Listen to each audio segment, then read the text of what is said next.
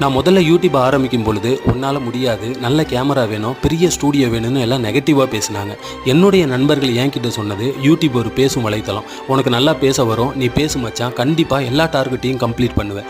ஆரம்பத்தில் என்னுடைய வீடியோக்களுக்கு வெறும் 6 வியூவர்ஸ் மட்டும்தான் போகும், வெறும் 11 சப்ஸ்கிரைபர் மட்டும்தான். எனக்கு ஒரு குணம் இருக்குது, பிடிவாதம். பிடிச்சதை அடையிற வரைக்கும் ஓயவே மாட்டேன், ஹார்ட் ஒர்க் பண்ணிக்கிட்டே இருப்பேன்.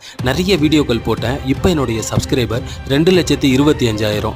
எல்லா டார்கெட்டையும் அடித்து நொறுக்கிட்டேன். இப்போ என்னுடைய சேனலுக்கு சில்வர் ப்ளே பட்டன் வந்திருக்கு. Karthik Guna motivation speech YouTube search பாக்ஸில் போட்டால் என்னுடைய பேர் ஃபஸ்ட்டாக வருது. வெறும் 6 வியூவர்ஸ் மட்டும் போன என்னுடைய வீடியோக்கள் பல லட்சத்தில் வியூவர்ஸ் போகுது.